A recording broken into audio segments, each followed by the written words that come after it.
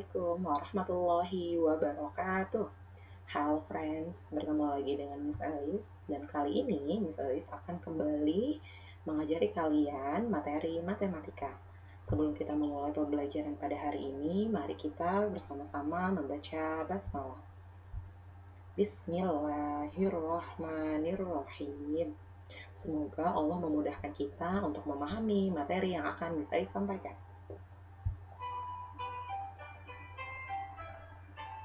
Perhatikan gambar-gambar berikut.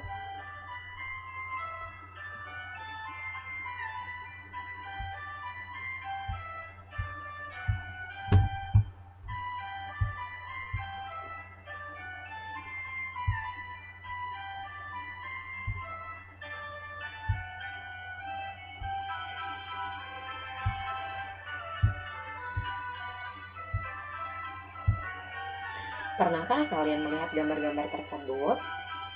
Nah, materi ini sebetulnya sudah pernah kalian pelajari di kelas 4. Gambar-gambar tersebut merupakan bentuk penyajian data. Apa sih yang dimaksud dengan data? Data adalah kumpulan informasi yang diperoleh dari hasil pengamatan atau penelitian.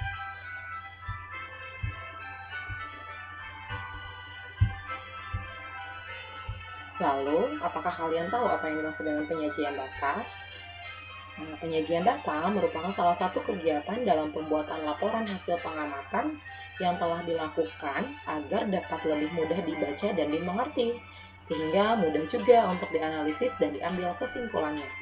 Nah, contoh-contoh dari penyajian data ini sebetulnya selalu kita jumpai dalam kehidupan sehari-hari, seperti jadwal piket, jadwal pelajaran, serta daftar kehadiran.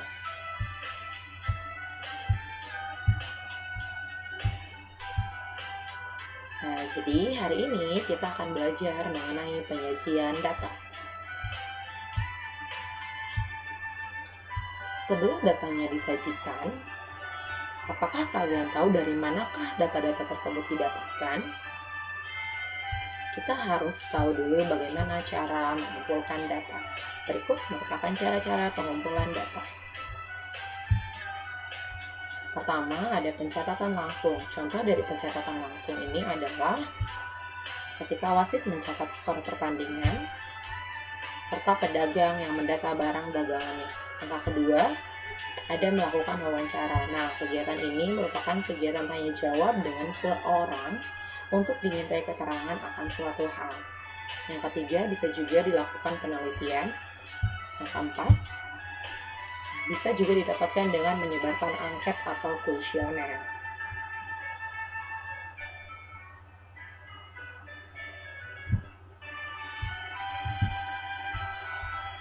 Penyajian data. Data bisa kita sajikan dalam bentuk daftar, seperti ini contohnya. Bisa juga dalam bentuk tabel. Jangan lupa setiap menuliskan penyajian data harus dituliskan judulnya.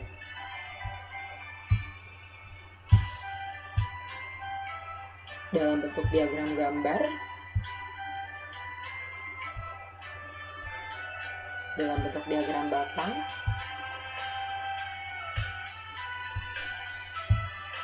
dalam bentuk diagram garis, serta dalam bentuk diagram lingkaran. Berikutnya, kita akan belajar bagaimana sih cara membaca data. Saya berikan contoh, datanya dalam bentuk diagram gambar seperti berikut. Di sini ada data hasil panen buah apel di daerah. Apa saja informasi yang dapat kita dapatkan dari diagram di samping? Oke, ini contohnya ya. Hasil panen apel di daerah A adalah 850 kg. Hasil panen apel di daerah B adalah 500 kg. Hasil panen apel di daerah C adalah 700 kg. Hasil panen apel di daerah D adalah 550 kg.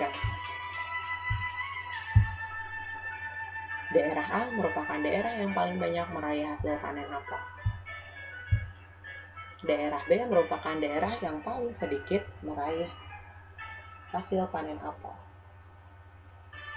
Nah, untuk informasi-informasi ini bisa juga kalian tambahkan ya.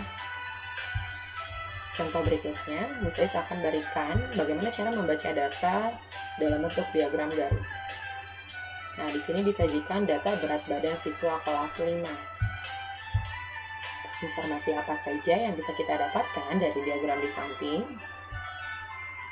Berikut beberapa contoh dari informasi yang bisa kita dapatkan dari diagram tersebut. Ayo kita berlatih. Di BSD terdapat banyak perumahan yang memiliki fasilitas yang berbeda. Setiap perumahan menawarkan hunian yang nyaman bagi calon penghuninya. Perumahan Mawar membangun 12 rumah, perumahan Melati dan perumahan Bougainville menyediakan 10 rumah. Sedangkan sebanyak 15 rumah dibangun di perumahan Rafflesia. Buatlah tabel, diagram batang, dan diagram garis dari data tersebut. Oke, kita samakan jawabannya ya. Dalam bentuk tabel. Nah, jangan lupa ingat harus ditulis judulnya. Judulnya adalah data perumahan di BSD. Nah, untuk diagram tabel atau dalam bentuk tabel ini biasanya menggunakan turus. Ini juga bisa kalian saksikan ketika penghitungan suara dalam pemilihan. Oke, selanjutnya kita lihat dalam bentuk diagram batang dan diagram garis. Nah, ini dalam bentuk diagram batang, selanjutnya dalam bentuk diagram garis. Apakah jawaban kalian sama? Oke, good job. Hebat-hebat ya. Nah, alhamdulillahirrabbilalamin, pembelajaran kita pada hari ini sudah selesai. Semoga kalian bisa memahami materi ini dengan sangat baik ya. Saya akhiri, wassalamualaikum warahmatullahi wabarakatuh.